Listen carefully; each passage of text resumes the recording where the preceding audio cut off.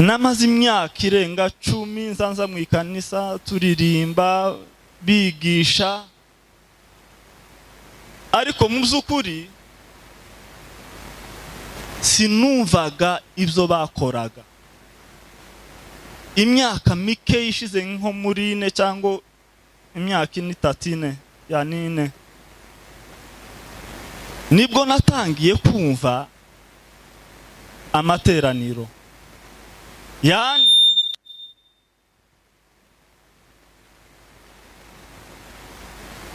ibikorerwa hano imbere nibwo natangiye kubyumva, kandi ndizera neza ko n'abantu bicaye hano hariho bamwe botanga ubu buhamya.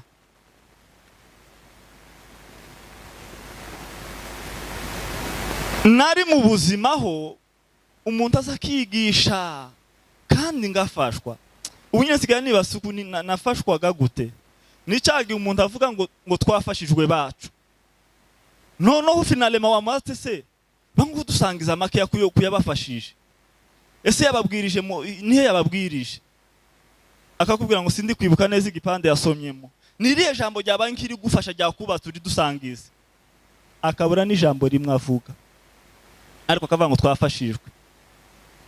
Noneho abaririmbyi nabo bahoraga baririmba, kandi muzi ko ubu nyine ho tugeze mu gihe cy'ikoranabuhanga, turi mu isi ihatera imbere mu buryo bw'ikoranabuhanga.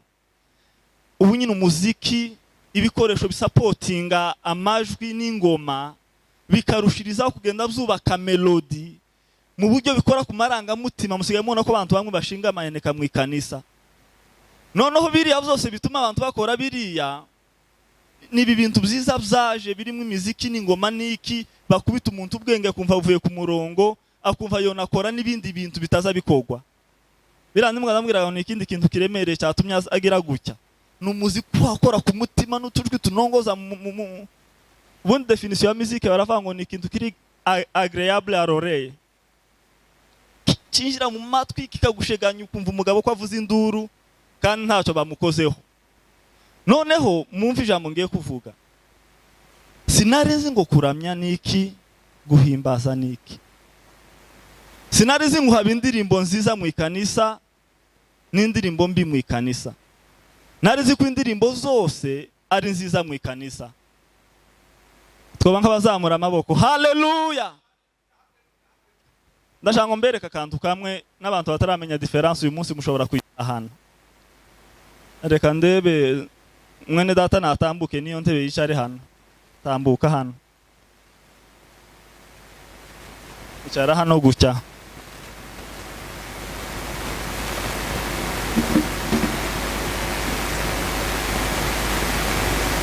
Reka ngusaba untege ugutwi nimba utarumvira ijambo uyu munsi Imana yo gufasha ukaryumva. Mu buryo bw'imiririmbire iyo tuvuga ngo tuje kuramya no guhimbaza, mwumva ayo magambo yombi. Uyu mugabo tugiye kumwita Imana cyangwa Yesu. Noneho mbereke buke example typique yo kuramya no guhimbaza. Nimana mbere kutuntu nage nsanga dukora mu byukuri n'Imana ibire bigatangara aho yicaye. Iyo bavuga ngo kuramya Imana nukuvuga natire yayo, ukwiremwe, uburyo ki yaremetse.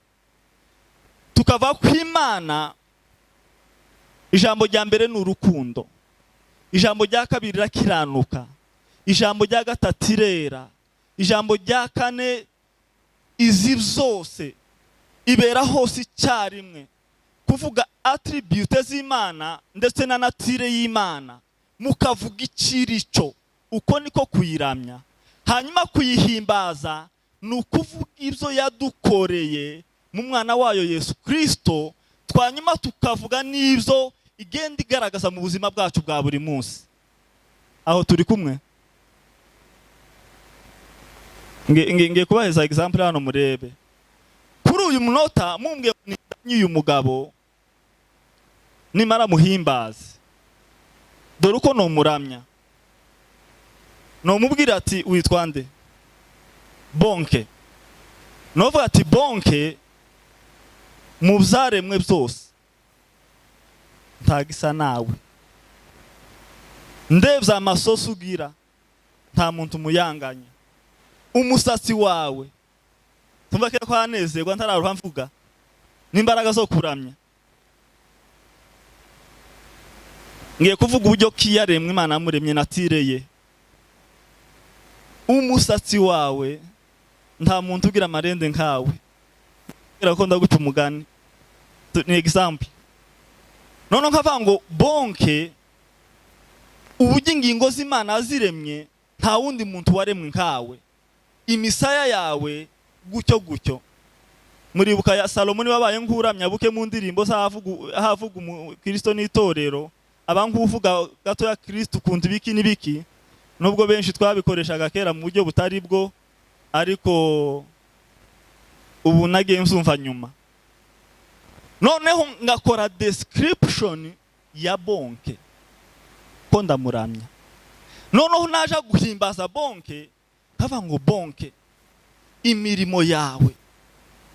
Bonke waguriye abana b'imfubyi bose imyenda, wigisha abana bose badafite ubigisha, wahaye ibi nibi nibi, wakoze ibigucya, wampaye iki, watanze iki, watanze iki, watanze iki. Ko ndahimbaza uyu mugabo ibikorwa n'ibigwi byiza yakoze. Ariko noneho ibaze tuje guhimbaza bonke, ariko tukama tuvuga soliste witwa nde? Uko ngo mureke duhimbaze bonke, ngo ndayishimiye, ngo ni umuntu mubi, ngo agiriye nabi, ngo abana bo muri Isirayeli. Ko turahimbaza uyu? Nsinzi ko muraza kunumva tu.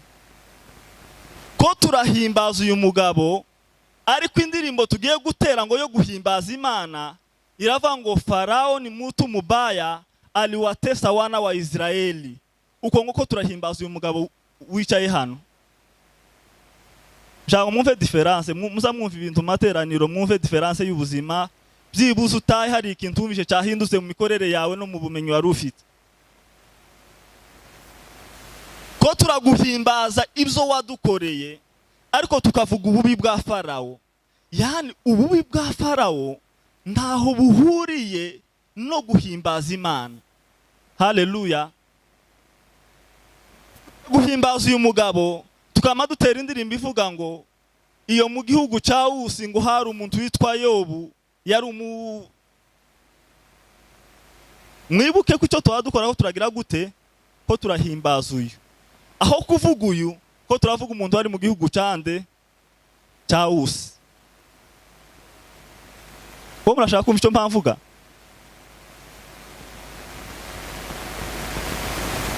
Aho nogira mvuga indirimbo zose twaturirimba ndabarahiye byarangira bihindutse, ariko Imana ishimwe kubu nyine ihatanga ishuri gwarisha mu baririmbyi batangiye kuririmba indirimbo z'agakiza, indirimbo zisingiza Imana ndetse n'indirimbo ziramya Imana.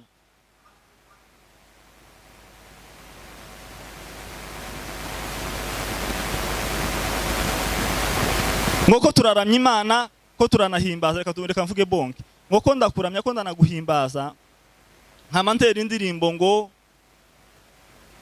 twicaraga ku migezi y'Ibabuloni, tukarira twibutse Siyoni, ngo inanga zacu zaje zimanitse ku migezi y'ibiti by'Ibabuloni, ngo hatunjanye iminyago, ibintu nka bene ibyo.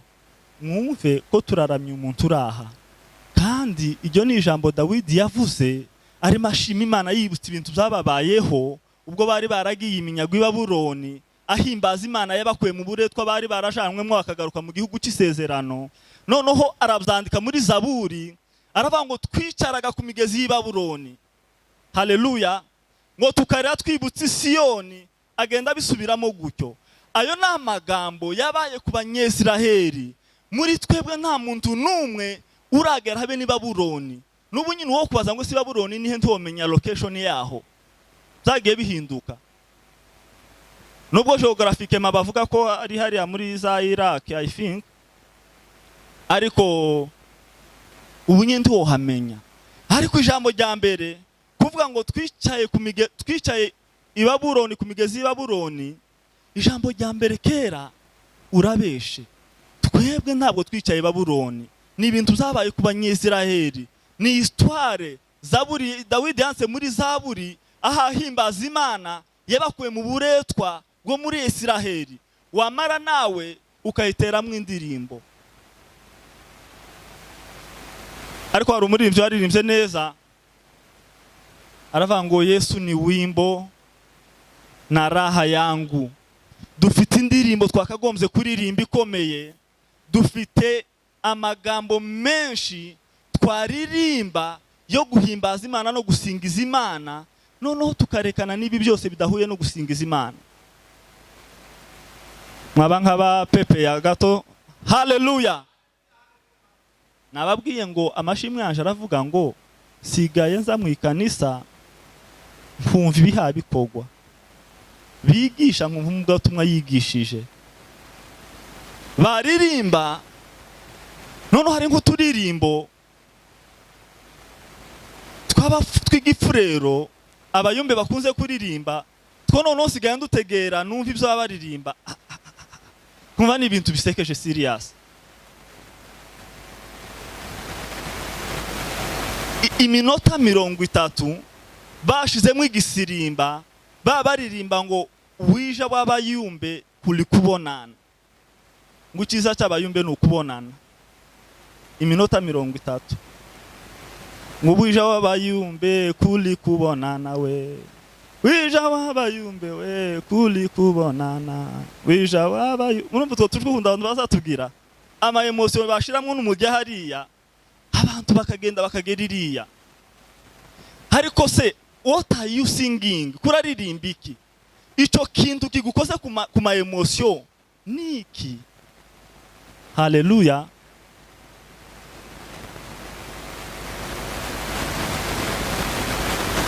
Ariko hari abaririmba indirimbo batangiye kuzamura indirimbo zo guhimbaza Imana, barabaririmba ura muririmbyi wa healing, bararirimbye ngo yadukunze ntakiguzi twe dutanze, warabikoze kubw'urukundo rwe, imirimo wakoreye Karuvari niyo ndirimbo yuzuye. Wadukunze ntakiguzi twe dutanze, warabikoze kubw'urukundo rwe, imirimo wakorewe Karuvari niyo ndirimbo yuzuye umutima wanje. Haleluya. Imirimo yakorewe Karuvari nizo ndirimbo zo guhimbaza Imana. Hanyuma kuramya Imana ni ukuvuga icy'Imana irico, his nature, his attribute, noneho mukavuga icyo kintu. Hanyuma ndashima Imana by'ukuri, nta n'undi mwanya ngiye gufata, ubu ndashoje. Ndashima Imana ko yakoze uyu murimo ikaba yaratwihishuriye. Marite yabaye nk'ukora ku gakiza, noneho nibuka ibiganiro mperutse gukora n'abahungu nka 5, nari mbasanze ahantu muri Kinyozi, undi we twari tujanye ahantu turi mu modoka arimo kudrivinga, tuganiriye nawe iby'agakiza. Ntabwo tukigira amagambo menshi yo kugenda tuganira ibintu, ukaganira iby'agakiza. Noneho tuganiriye nawe iby'agakiza, uwo muhungu hazamwe ikibazo kivatereka mu mazi, se urakijijwe? Ndashaka mwumve experience nagize kuri abo bantu. Mwene data yavuze ngo asigaye afite umutwaro munini. Uwo mutwaro turawusangiye twese. Uwo muhungu arambwira ngo yego arakijijwe, ngo agera hararetira parole, afata Ariko sinkijijwe, ngo agera arasubira arashukira. aravuga ngo nimvuga ngo ndakijijwe biraba bigiye kugaragara ko hari ibyaha nakoraga bibi byinshi naretse, ariko noneho njewe sinigeze nkora ibyaha. Njanga umuntu umve bukeya, nimvuga ko nkijijwe birasobanura ko hari ikintu nakijijwe kibi nakoraga, bisobanuye ko njewe nta kibi nakoze, then sinakijijwe. ngo bigeraho biramucanga nawe, namwe ati se conclusion yawe uvuze ko udakijijwe, ngo yaye urakijijwe, birangira nawe urumva ko kera aho ngaho umuntu yobora conclusion atanga. Niyemera ko yakijijwe azaba yemeye ngo wenda nari umunywi w'inzoga niyo naretse ndakizwa, oro sinayimwoye. Niba ntarayimwoye then ntacyo nakijijwe. Ariko kandi ashatse kuvuga ngo agakiza kose nakanje, ko murumva context ye byarinze birangiraho acanganyikirwa, noneho ngo mubaze ikibazo abura uko agisubiza. Noneho ngeze kuri aba bahungu bandi tuganiriye the same, bose ko ari batanu bampeza ibisubizo byenda gusa n'icyo gisubizo cy'uwo muhungu. Umwe aravuga ati njewe ndakijijwe, ariko yongeraho kiriya kintu Marite yavugaga, aravuga ati njewe narakijijwe, ariko petit à petit uko ngenda nkora imirimo myiza nizeye ko Imana izabimfashamo gutyo. Undi waravuga ngo mu isi nta muntu ukijijwe uhari, ngo kubera ko twese ntawe utazi ukora amakosa, ntawe ukijijwe ngo ntitukabeshanye. Aba ni abahungu bamaze imyaka n'imyaka mu makanisa, bakuru b'abagabo bafite abana n'abagore, nabo nabise abahungu. Abandi batatu bagenda basubiza ibisubizo bimeze bityo. Noneho finalema nibaza icyo iyi myaka 50 agakiza kamaze mu ikanisa, ndavuga muri twebwe mu bwoko bwacu, nibaza imyaka 50 n'abantu bakuru ubaza the same question, wamaze surakijijwe bikamugora cyane, nibaza icyo tuza tuzira gukora mu ikanisa niba ari iki. Niba ikanisa ritaragufashije kwisobanukirwa ngo umenye identity yawe, nibaza iki tuzana mu ikanisa niki.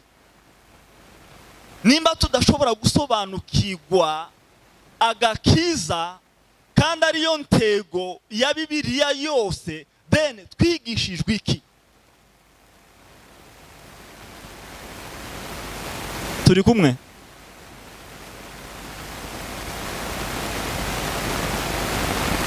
Niba agakiza kakiri ubwiru nyuma y'inzandiko zose Paulo yanditse, nyuma y'inzandiko Yohana yanditse, nyuma y'inzandiko Petero yanditse, nyuma y'inzandiko y'urwandiko rwa Yuda, nyuma y'inzandiko zose bari abagabo banditse, ndetse n'amahanuzi menshi n'ibishushanyo bitandukanye byakavugagaho, niba gakomeje kuba ubwiru, bene data tugire dute? Tubaye tugire dute?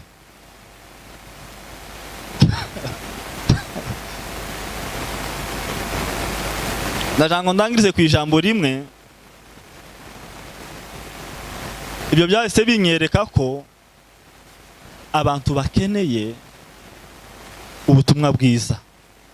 Haleluya. Abantu bakeneye kubwirizwa ubutumwa bwiza, kandi ubutumwa bwiza nta kindi, ni ikintu kimwe, ni uguhishurira abantu urukundo rw'Imana yagaragaje mu mwana wayo Yesu Kristo. Ni ukuvuga ngo intego ya Kristo kuza mu isi yari imwe, yaraje guhishurira isi yose urukundo rw'Imana, yaraje guhishurira isi ukuntu Imana ari urukundo, iyo niyo ntego nyamukuru yamuzanye, ni uguhishura the real nature ya se, arirwo rukundo.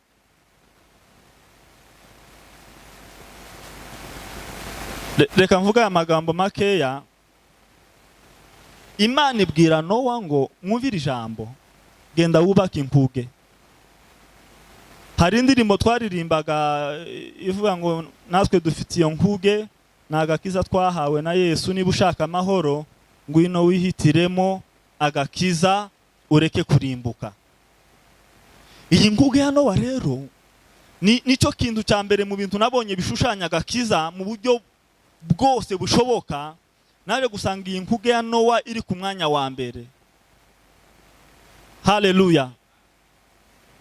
Reka nyivuga amagambo nkangahe hanyuma twama dukomeza ndetse dutanga umwanya umuntu wese wumva afite ikibazo yama kibaza. Twebwe biba byorosha amateraniro yacu no gusangira. Ufite ikibazo wese yibaza ndetse uhora wibaza no mu bindi wumvise ugomba kubaza, you are free to ask. Nimuntega amatwi. Imana ibwira Nowa ngo ubaka inkuge. Ibyaha byabaye byinshi, abantu bagiye kurimbuka, none ubaka inkuge. Mwumve Imana ibintu yagiye ikora, abana b'abantu ntibatahure icyo ikora icyo ari cyo. Naho Imana yari igiye gucora pica yose yuzuye y'agakiza, noneho igashira mu gishushanyo cy'inkuge ya Nowa. Ariko abantu bo mu isano rya kera babibonaga mu buryo bw'ifiziko, ntibamenye icyo Imana ihakora mu buryo bw'umwuka. Mwumve ibintu Imana yabwiye Nowa azakora. Yaramubwiye ati, ijambo rya mbere uzakore nivo zitatu, uzakore hasi, ukore flow ya mbere n'iya kabiri. Yamubwiye flow ya mbere n'iya kabiri n'iya gatatu, zitatu. Nta kintu na kimwe Imana yamubwiye gukora kitari ubuhanuzi mu bintu byose byubatse inkuge. No mu bintu byose Imana yubakishije iriya hema ryose, n'uburyo yaricoraga n'amabara yararigize na buri kimwe cyose, byose byari ishusho y'agakiza. Noneho mwumve hano, Imana ibwira Nowa ngo ijambo rya mbere, iyi nkuge kora yikoremo intuze zitatu, flow zitatu. Nurangiza ushireho umuryango umwe. Mwumve iki kintu. Kandi uwo muryango uwushire mu mbavu. Nurangiza ufate idirisha rimwe, apana abiri, kandi iryo dirisha urishire hejuru y'inkuge. Nurangiza winjizemo wewe n'umuryango wawe mwicare. Inyamaswa zose nkuko mubizi yabigenje. Ngo arangize, mwumve ikintu gikomeye, mwumve ikintu gikomeye kiri aha hantu. Ngo arangize iramubwira ngo ni jewe njenyine ufite ubushobozi bwo gukingura uyu muryango no kuwukinga. Ikintu ukora Nowa ni ukwinjira hanyuma mukicara. Nije ukingura mwinjire, nindangiza mukinge. Nije uzongera kuwukingura mugasohoka, narangiza nkawukinga n'iryo dirisha. Twe nk'abazamura amaboko. Haleluya. Natwe dufite iyo nkuge, agakiza twahawe na Yesu. Niba ushaka amahoro ngwino wihitiremo agakiza ureke kurimbuka. Noneho mwumve hano igitangaje. Ngo arangize aramubwira ngo iyi nkuge uyihome matiere bita ngo ni ubushishi. Ubushishi mu Giswahili babwita ngo ni lami. Lami ni zi matiere zifata cyane bakoresha iyo baba bakora za kaburimbo. Zira matiere mubona bamena kuri twa tube niki tugafatana mu buryo tutazarekurana. Izi matiere kandi nizo Musa yakoresheje umunsi yabohaga kagaseke, na nako kagaseke bamuhishemo. Bamaze kukaboha bagashizeho lami, ubushishi, kugira ngo amazi yo gupenetra ngo yinjire indani. Mwumve ibintu Imana yakoraga. Ibwira Nowa ati nurangiza fata ubushishi uhome impande zose mu buryo hatazagira umutonyi n'umwe uzinjira muri iyi nkuge. Mwumve icyo Imana yadukoreye bene data. Ngo arangize ngo amasoko y'ikuzimu arameneka, ngo ayo hejuru aratoboka, amazi ngo arava yikubita kuri bwa bushishi hirya no hino, ntihagira ikintu na kimwe butwara ya nkuge. Reka nama mpera aho hejuru mwumve.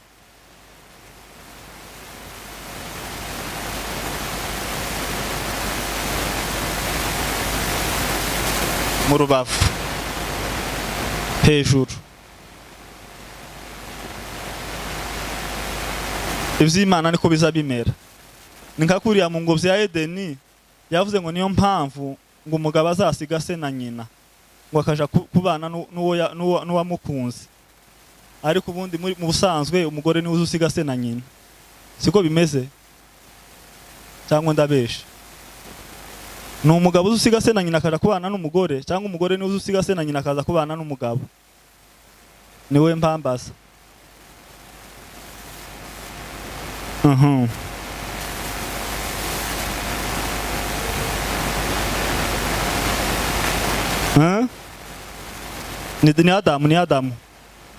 Ni Adamu n'itangiro 2:18 hava ngo nico gituma yari amaze kugira intuze ngo arangiza hava ngo nico gituma ngo umugabo azasiga se na nyina ngo akaja kwibanira n'umukunzi we.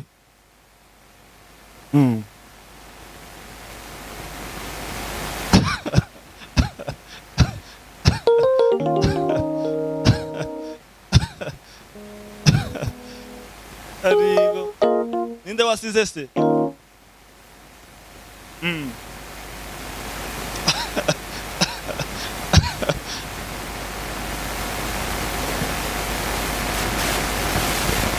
Icyo yarashatse kubwira Adamu ni iki? Sibyo? Umugabo yarashatse kuvuga ni Kristo uzaza akaza kubana n'itorero. No kuvuga ngo yasize se aza mwisi asanga umugore ari ryo torero. Ariko mwisi umugore ari ryo torero niryo rizarisiga se na nyina rikaja gusanga umugabo. No kuvuga ngo niyo mpamvu waruvuze ngo biracuritse. Ubusanzwe idirisha niryo rizarija hehe? Mu rubavu. Umuryango ukaja hehe? Ahari hose wawushirangire ngo uzufitinga. Noneho judgment ni ibihano. Ibihano byose byagombaga kuba kuri Nowa byabaye kuri ya nkuge. Y'amazi menshi n'imvura n'amasoko byagomorotse byikubise kuri bwa bushishi. Mwumve handi gitangaje. Imana yarishatse kubwira Nowa ko kugira ngo agakiza kazabeho kuzuye, ijambo rya mbere hazakenerwa ibintu bitatu. Hazakenerwa kubaho Imana, habeho umwana, habeho umwuka wera. Muzi ibyo bintu bitatu kuntu bikorana. Imana yatumye umwana, umwana yemera gupfa no kumena amaraso, ngo arangize mwuka wera aza kumuduhishurira. Haleluya. Niza ntuze zitatu, za flow zitatu, niza flow zitatu. Imana iyo utuma Yesu ntaganduke ngo yemere gupfa rwa rupfu ko gashinyaguro, ntagakiza kari kubaho. Ariko Yesu ngo yemeye kuganduka, ngo yemera gupfa urupfu rubi kuruta impfu zindi zose rw'isoni. Noneho ngo arangize yohereza mwuka wera, kandi umwuka wera ngo yaje kumenyesha abantu iby'icyaha, ngo kuko batamwizeye. Nimwumve ikintu, ubutumwa bwiza turabwigisha, ariko mwuka wera niwe uturehereza akadukonvisinga kwizera ayo makuru tuvuze. Mwuka wera na Yesu n'Imana byafatikanya, umuntu akabasha kwizera akakira agakiza. Mu muki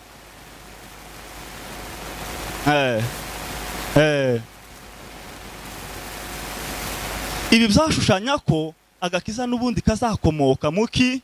Itorero ryavuye hehe? Eva yavuye hehe? Eva yavuye he? Mu rubavu rwa Adamu. Itorero ryavuye hehe? Yesu bamucumitse icumu hehe? Ya maraso yamenetse n'itorero ryagira gute? Ryarimo rivuka. Ari amaraso rero yacumiswe mu rubavu n'itorero. Ibi bishushanwa n'ukuntu Adamu yasinzirijwe tujuru mu rubavu rwe hagakugwamo Eva ari we shusho y'itorero.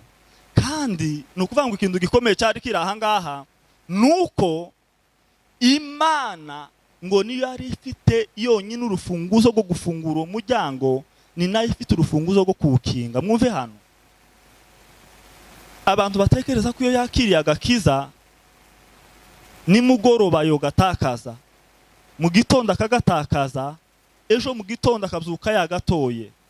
Nigeze kubyumva umugabo umwe abivuga, arafata bene data, nuzoza ubona ubyukanya agakiza urakiriranwe ngo uzugatekera icyayi nimugoroba.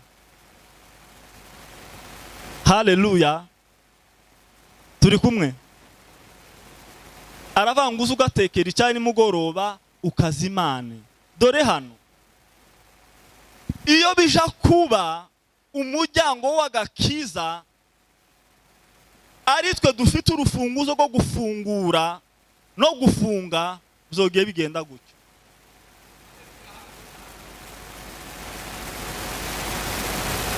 Ariko Imana ishimwe ko ari umukozi w'umuhanga, ubwo ari n'ubudahangagwa yisigiye yonyine ubwayo. Yani Imana nikingura kwizera mu muntu, kandi ni nayo irinda ko kwizera ibihe byose. No warangije kwinjira n'umuryango we, Imana yarakinze kugeza umwuzure umaze iminsi 40 n'amajoro 40, Imana irongera irakingura. Yani iyo nkuge ni Yesu Kristo. Mwumva ikindi kintu gikomeye, abari mu nkuge hanze byari byacitse. Ibaza isi yose yuzuye amazi, nta musozi n'umuke yaboneka. Imvura kiragwa andi karava munsi, mwibaza imvura ihayigwa hano muri aya mabati hano alerite twogira. Ariko ngo igihe cyose ibyo bintu byabaga, ngo bari mu nkuge bari bafite amahoro n'umutekano basinziriye. Paulo ngo aje kwandika aravuga ngo bari muri Kristo Yesu nta teka bazacigwaho. Haleluya, haleluya. Abari muri Kristo Yesu nta teka bazacigwaho. Noneho arandika Yesaya hanura, aravuga ngo yababajwe ku bwacu, arashenjagurwa imibyimba n'ibiki. Aravuga ngo igihano kiduhesha amahoro cyabaye kuri we. Iryo jambo umva icyo risobanura. Yani n'iriya nkuge, iriya mvura yagombaga kunyagira bari abantu no kubakubita, yikubise ku nkuge. Noneho abari mu nkuge bari amahoro masa. Abari muri Yesu Kristo bafite umutekano w'umutamenwa. Noneho mwumva ikindi kintu, ngo ashira idirisha hejuru. Gushira idirisha hejuru, mwumva icyo bisobanuye. Byari bisobanuye ngo uru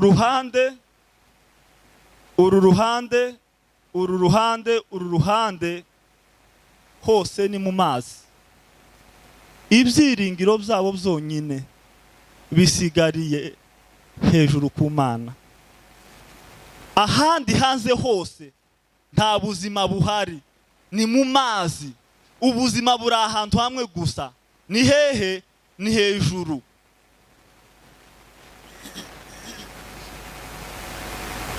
Haleluya. Yani nta buzima bundi bwari bugihari hirya no hino. Nta muntu wari uhari, nta kandi gakiza kari gahari, nta n'ubundi buzima bagombaga kuhabona kuko hose hari hadendeje amazi. No kuvuga ngo ibyiringiro byacu byabo byari bisigariye hejuru, kureba hejuru gusa bagatumbira Imana yonyine yabwiye ngo nibinjire mu nkuge. Yani mu kwizera Imana n'ibyiringiro byabo byagomba kuba biri bisigariye gusa, nta wundi muntu n'umwe yagombaga gutekerezaho n'umwe. Haleluya. Rero bene data,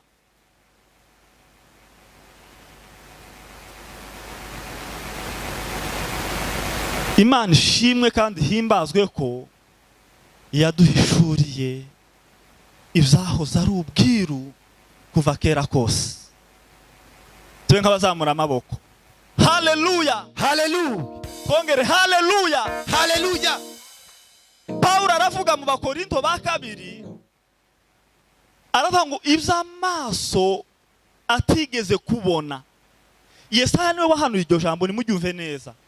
Yesaya niwe wanditse iryo jambo, aravuga ngo iby'amaso atigeze kubona, n'iby'amatwi atigeze kumva, ngo n'ibitarigeze byinjirana mba mu mutima w'umwana w'umuntu, ngo ibyo nibyo Imana abikiye abayikunda. Mwumve igitangaza, abantu baza bahekera kuri uwo murongo, noneho bakama baca uwo murongo aho ngaho bakawurangirizaho.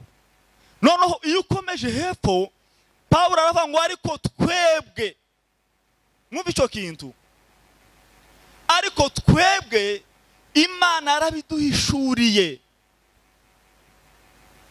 Haleluya. Ngo Imana yaduhishuriye ibyo bintu, ibiduhishurishije umwuka wayo, ngo kuko umwuka wayo arondora byose.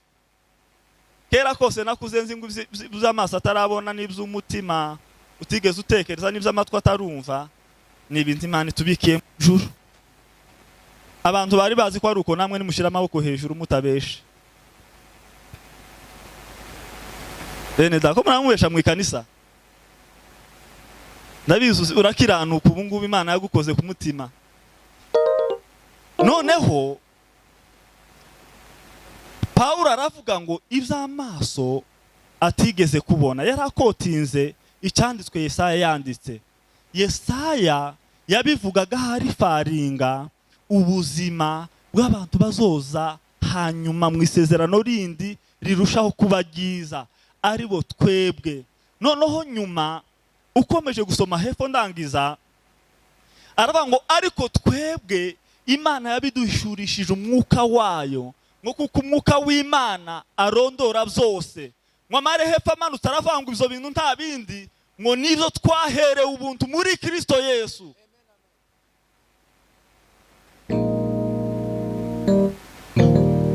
Muzi ibintu twaherewe ubuntu muri Kristo Yesu? Ninde wombwira kimwe? Ibyo ni by'amaso atigeze abona, nibyo batigeze batekereza, ni nabyo bitigeze byinjira no mu matwi yabo. Ngo ibyo nibyo twahawe freely. Ukomeje gusoma ibice bikurikiraho gusa, Abakorinto ba mbere igice cya kabiri uhereye ku 9 ukageza nko kuri 14, aravuga ngo ibyo amaso atigeze atekereza kubona n'ibitarinjiye mu mutima, ibyo nibyo Imana yari yarabikiye abayikunda.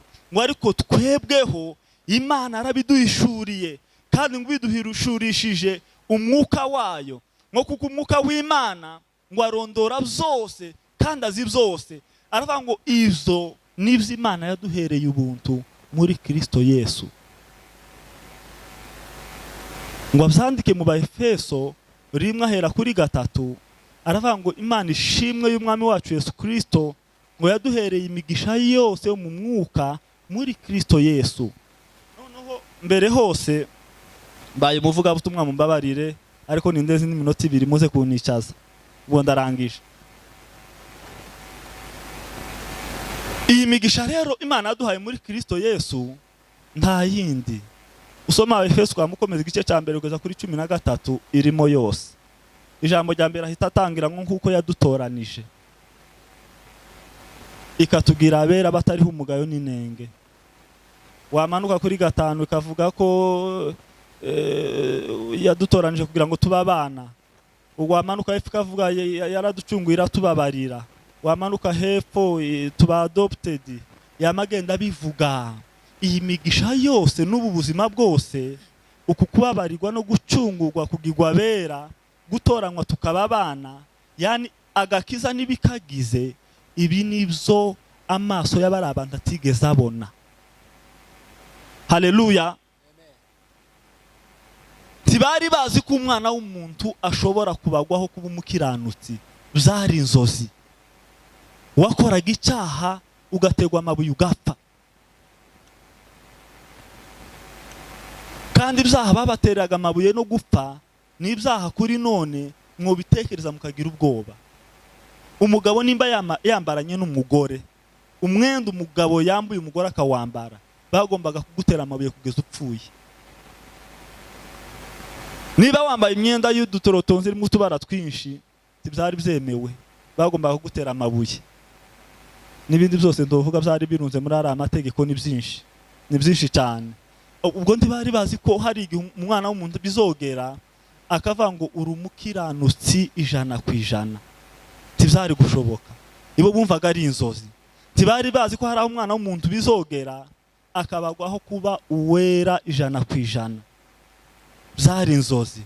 Ariko Imana mu ijuru ishimwe ko twebwe twavutse mu isezerano rirushaho kuba ryiza. Rero bene data, Imana mu ijuru ishimwe kubw'uyu munsi mwiza. Iki ni igiterane Imana iduteguriye kugira ngo twongere dusangire namwe twishimane. Hanyuma habaye hari umuntu ufite ikibazo, wumva ushaka kubaza kubijanye n'agakiza, you are free. Hamwe n'umwuka w'Imana n'abakozi b'Imana bari hano baradufasha kubyumva neza, kandi ubugingo bwacu bugende bwunguka. Nicara rero ngiye kugusigira ikibazo kivuga ngo ese we urakijijwe?